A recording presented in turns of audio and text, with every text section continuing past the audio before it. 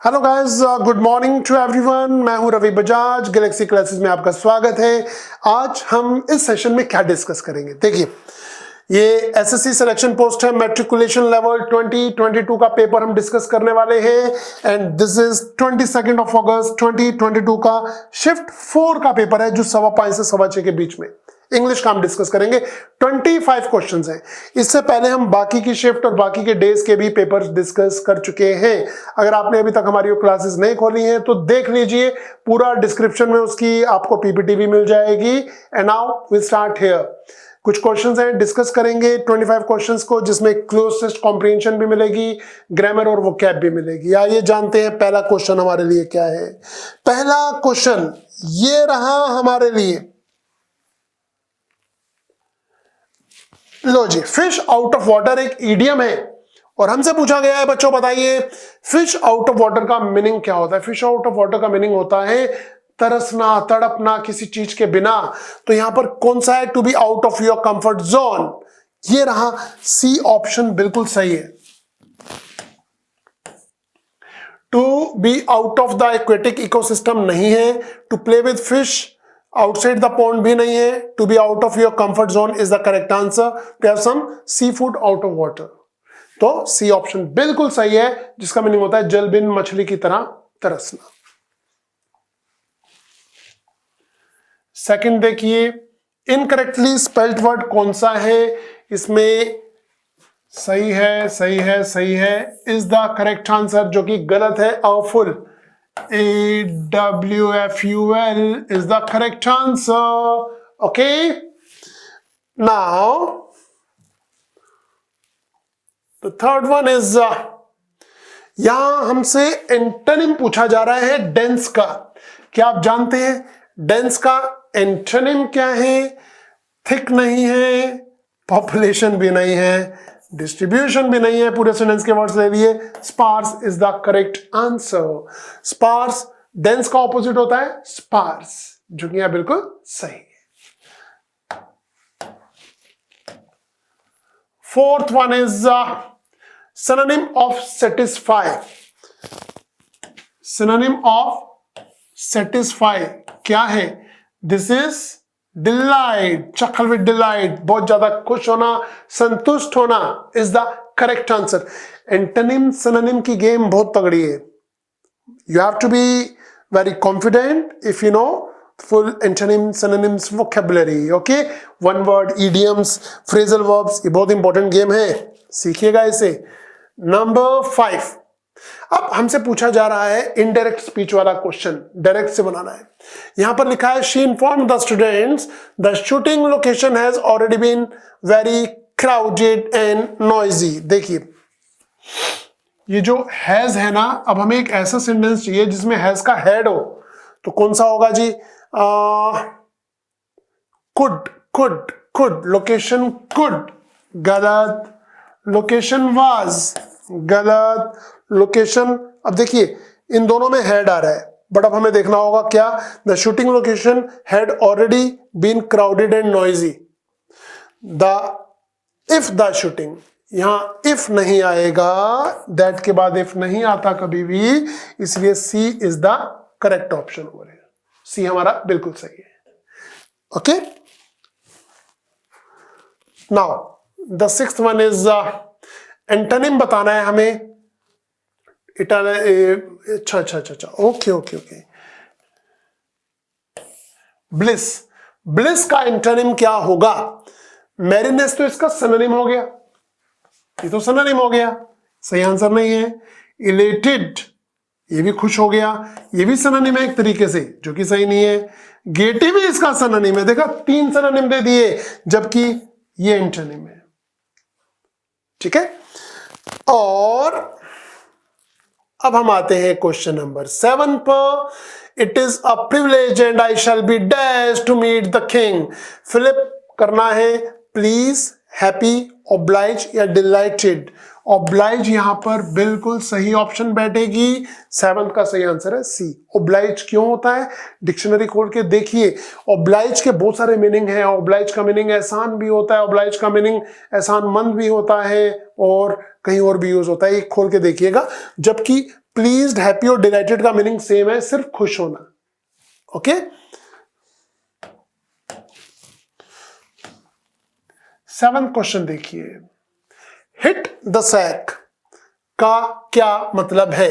देखिए, ईडियम जब हमसे पूछता है ना, तो ईडियम में, ईडियम्स एंड फ्रेजेस में कुछ और चीजें ऐड कर देते हैं। हिट द सैक का मीनिंग तो होता है गो टू स्लीप, ये तो इजी है। फॉल डाउन नहीं होता। हिटिंग अ पर्सन या हिटिंग अ बैग बिल्कुल नहीं होता, ये तो यूजलेस है। फॉल डाउन और सी और डी में कॉम्पिटिशन हो रहा था और सी जीत गया इसमें।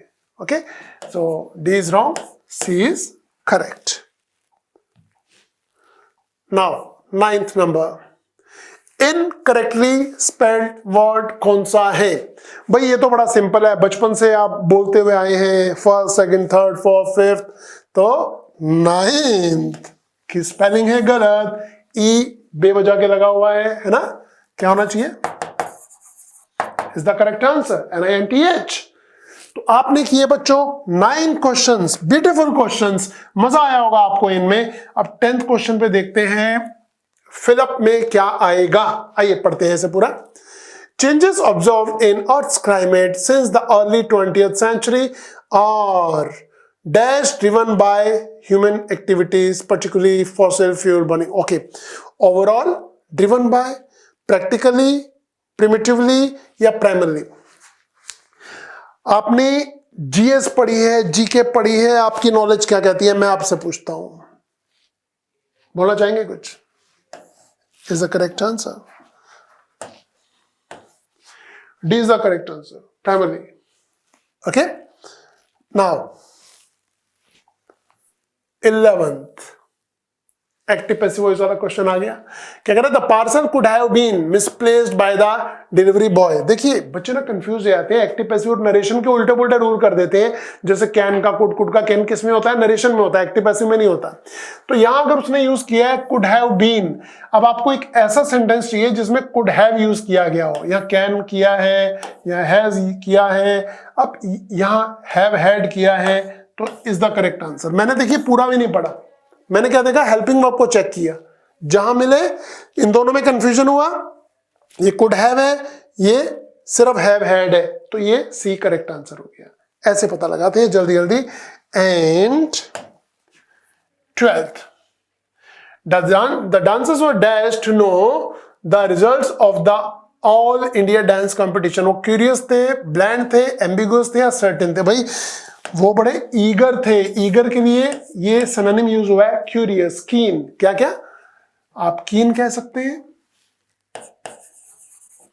आप ईगर कह सकते हैं, ठीक है, इज द करेक्ट आंसर। भाई वोकैब की नॉलेज होना बहुत जरूरी है, आप जानते हैं, उसके बिना इस तरह के पेपर, इस तरह के प्रश्न हमें तंग करते हैं एग्जाम में।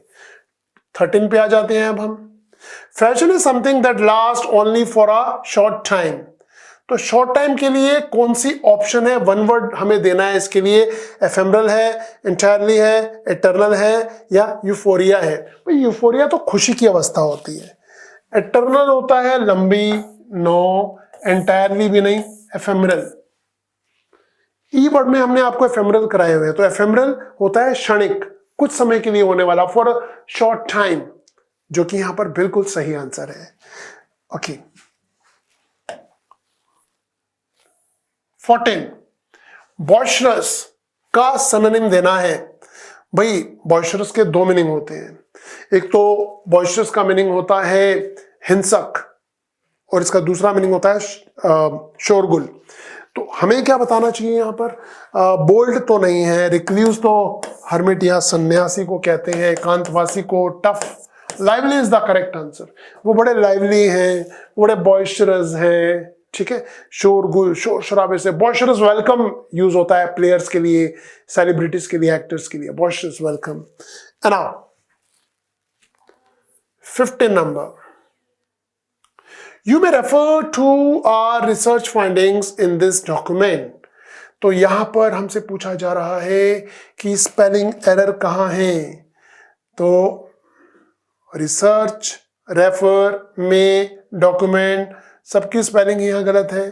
तो सही क्या पूछ रहा है, spelling error in the given sentence and the select the option that rectifies the error. You may refer our research findings in this document.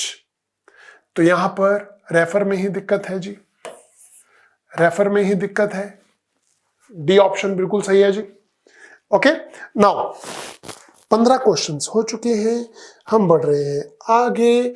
16, oh my god, a big passage we have got. आइए इसे solve करेंगे। अब हम इसे solve करेंगे। तो question number 16 में हमसे, मैंने पैराग्राफ पढ़ा था, आप भी पढ़ लीजिएगा। कुछ वर्ड मीनिंग और कुछ ऐसे हमसे पूछेगा। तो हमसे कह रहा है select the most appropriate synonym of the word depression stated in passage 2 of the given passage, paragraph 2। Okay, तो यहां पर डिप्रेशन का सिनोनिम हमें बताना है। भाई डिप्रेशन, ह्यूमर और जॉलिटी तो इसके हो गए एंटोनिम, जो कि खुश होना होता है।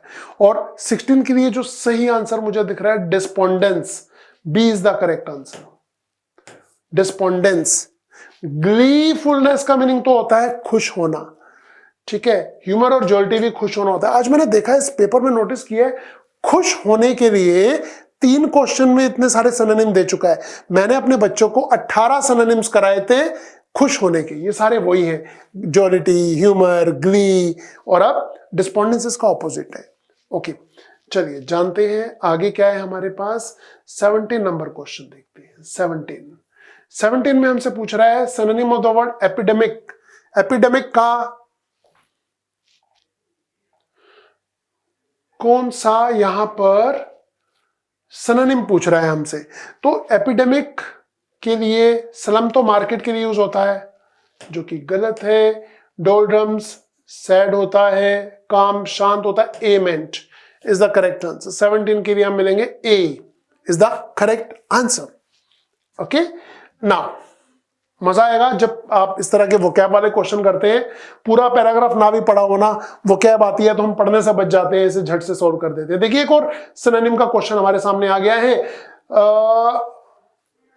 परसीव्ड, परसीव्ड का हमें सिनोनिम पूछा गया है और वो यहां पर दिया हुआ है। परसीव्ड का नेग्लेक्टेड, डिसरिगार्डेड, इग्नोर्ड, ये तीनों तो इसके एंटोनिम है।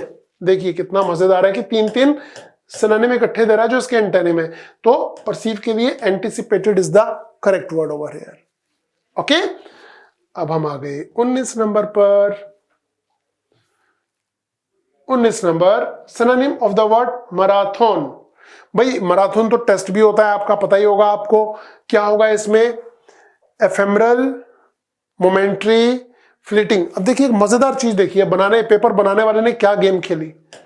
ये जो तीनों वर्ड है ना, ये जो तीनों वर्ड है ये सिनोनिम है, फ्लीटिंग, मोमेंट्री, एफेमरल। तो भाई 3 तो आंसर हो नहीं सकते। अगर आपने इतना भी पढ़ा हो, इस वर्ड के सिनोनिम पढ़े हैं, तो ये is the correct answer. Marathon का मीनिंग है extended. Got it.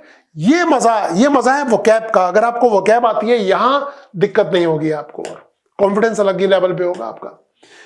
20, so the most synonym of the word precise stated in the paragraph 6। precise के लिए synonym बताना है कोर्स, inexact, veracious, defective। 20 के लिए सही आंसर हमें veracious दिखाई दे रहा है। veracious is the right option over here। 20 का ये। अब आते हैं बचे हुए 5 क्वेश्चंस में, देखें हमसे क्या पूछा गया है। लो जी, select the option that gives the closest meaning of the following phrase। a woman of means का क्या मतलब है। भाई women of means का मीनिंग compassionate women तो नहीं है, mean भी नहीं है, graceful भी नहीं है। B is the correct answer। a wealthy woman is the correct answer over here। now 22nd, rest का एंटोनिम बताओ। भाई रेस्ट का पहले सिनोनिम बता दूं आपको। रेस्ट का सिनोनिम है, रेस्ट होता है दुखी, तो मिजरेबल तो इसका सिनोनिम हो गया है ना, चर्निंग से कोई लेना देना नहीं है। फीवर्ड इसका सिनोनिम हो गया, तो क्या बचा, 22 के लिए क्या बचा? सी, चीयरफुल। देखो चीयरफुल फिर हैप्पी का सिनोनिम है एक तरीके से। तो आज हैप्पी सिनोनिम, इसके अंदर 10 वर्ड मैं आपको दिखा सकता हूं इस वाले टेस्ट में, इतना इंपॉर्टेंट। 23rd, भाई ये किस तरह का पैसेज है जो आपने पढ़ा है? ये आर्गुमेंटेटिव है, नैरेटिव है, डिस्क्रिप्टिव है या फिर ड्रामेटिक है? तो हम बोलेंगे 23rd का सही आंसर है, ये बड़ा नैरेटिव है। ये इसका टाइप है जो आपने पढ़ा है, नैरेटिव है, इज द करेक्ट आंसर। ठीक है, आर्गुमेंटेटिव नहीं था, इसमें कहीं भी आर्ग्यू नहीं हुए और कहीं भी ड्रामे की बात नहीं हुई है। अब हम आते हैं 24 नंबर क्वेश्चन पर। 24 नंबर क्वेश्चन में हम देख पा रहे हैं क्या पूछ रहा है जी हमसे। वो पूछ रहा है select the from the among the given option the most suitable title of the passage, Florence and her dilemma, a women of means, a life of independence या nursing as a profession. So यहां पर जो सही answer है वो है ए,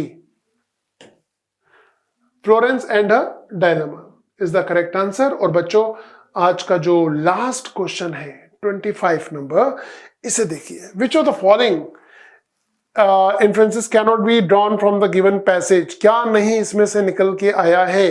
the path Florence chose was full of obstacles, नहीं ये तो दिया हुआ था। A woman of means has always lived a life of independence.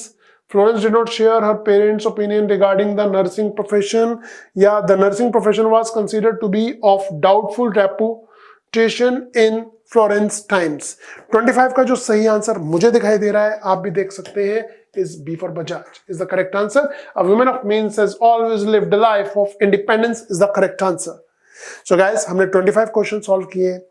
कल हम मिलेंगे, अगले शिफ्ट के पेपर को सॉल्व करेंगे इसी समय इसी यूट्यूब चैनल पर। तब तक हमारे साथ बने रहिए। Till then bye bye, take care and पढ़ाई कीजिए और happy learning. Bye bye, take care.